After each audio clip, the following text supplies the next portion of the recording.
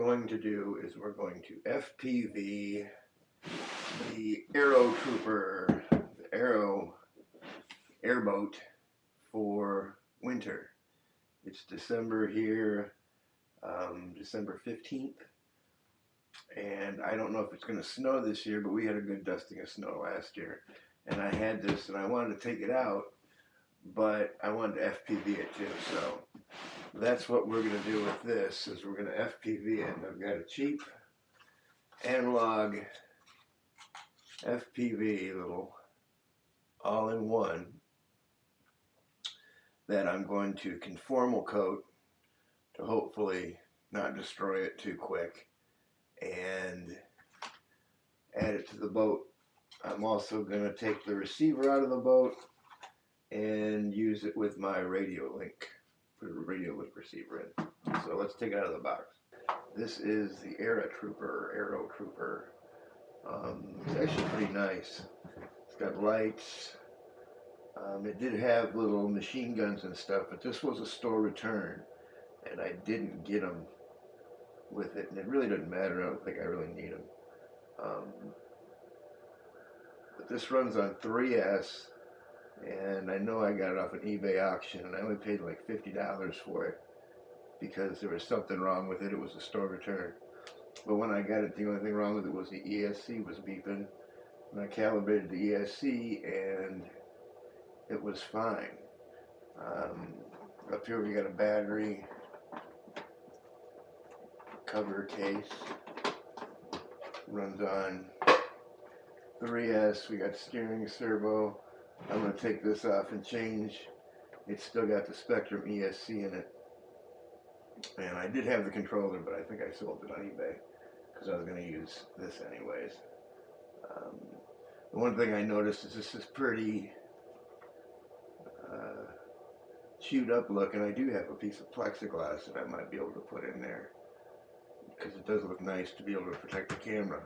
What I'm thinking, I wanted to FPV this for a long time, but I didn't have anything that I wanted to sacrifice, and that's the best thing about this old analog stuff, is this was only $12. This is an older camera, it's bigger, but it works. I tried it. Picture's decent, it's got a nice big lens. I know it's a low resolution camera because it's older, but this was only $12. So if I put this in a pile of snow, I won't feel so bad if it shorts out really quick. And I looked, I can get more if I want to, but that's like a really old camera as far as FPV goes. But anyways, I'm going to conformal coat this, put the new receiver in this. It's going to be pretty easy. I noticed this was a really nice boat when I bought it. You got a nice big ESC in there. I know this takes a 3S. Should be water cooled, but if you're running on snow, there ain't no water. It's got a nice big motor. I noticed it ran really well. But what I'm doing is I'm going to take this Spectrum receiver out, and we're going to put the radio link in. Now this has a gyro, and I don't think that makes a difference. I don't know if it would control the vanes, I guess, if it starts. I don't know, we'll see. But that's that. We're going to do this real quick. We got it all back together now, and the new radio link receiver in. Let me show you what this boat is. It's nice. I know it's kind of expensive. I think it's like $300. There's that. We have power switch over here, and we have lights,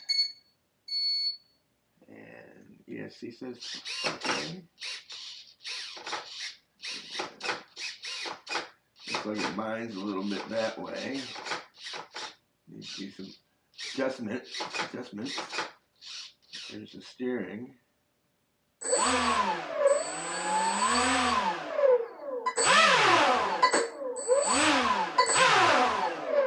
Motor forward and back.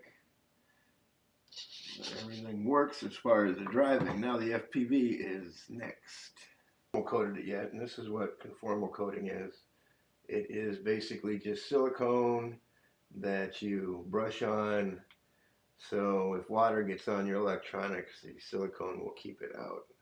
And this is the best stuff I've seen.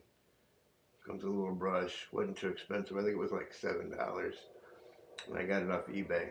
I tried the expensive stuff, and after I used it once, it just started getting hard, and the whole thing hardened up, and it was like $18. But this is basic conformal coating, and I use this sometimes on airplanes and stuff, not to make it fully waterproof. I don't trust it for that, but to kind of, just like this, if we get snow on it or something, then it kind of brushes the water off, and that's what we're hoping for. So this has a microphone that I'm going to have to put tape over, and it also has some dip switches that I'm going to have to put tape over, because what this stuff does is it basically seals it, and if you got in those switches, they wouldn't work anymore. So we're going to try as much of that as we can. I think I can take this apart, but I don't know if I want to.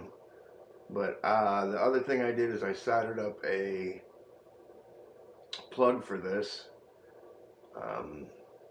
so we can use it on the boat. Now, one thing I'm going to do here is, this is nice, I'm going to take this back off. I'm going to add a JST plug, like a battery plug, and that's where we're going to get our electricity for the FPV camera. And that's why I put the JST end on it, and that's how we're going to get power. I put a end on here for JST. I got a 2S battery here. This takes up to 26 volts, it said. So that means my little 3S, my 12 volts here for my 3S will be fine. So I'm just going to tap the battery thing, put the JST on there, and that'll power the camera just fine. I won't need a BEC or anything. And you can see the picture's not bad from the camera. This is a 25 milliwatt to 200 milliwatt, which isn't bad. It's all right. The worst thing about the camera is the size of it, which isn't bad for this big boat, so you can see here. But what the plans are, let me disconnect this.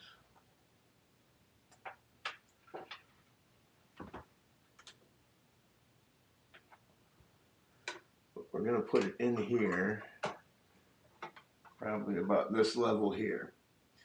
And what I'm thinking about doing is just making a foam mount for it. Let's see if you can see that better. Just right there. Making a mount out of dollar store foam. Just put it in there, hot glue it in there for now. This, the glass that goes in there, is all scratched up.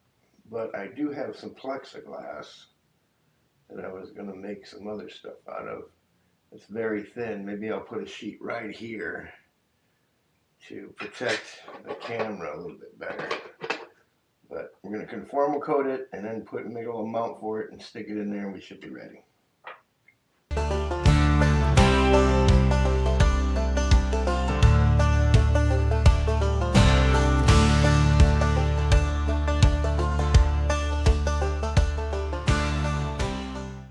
It's all back together and pretty much ready for the snow. We got the FPV in. You can see the camera is functioning quite well. I think it got it set on 200 milliwatts. The transmitter's all set up. We got power. We got ESC. We got transmitter, and we got windage. So we're all ready when it snows. We got about 4 days away from Christmas right now. Maybe we get a white Christmas. We'll take the Aerotrooper out. Let me show you what I did.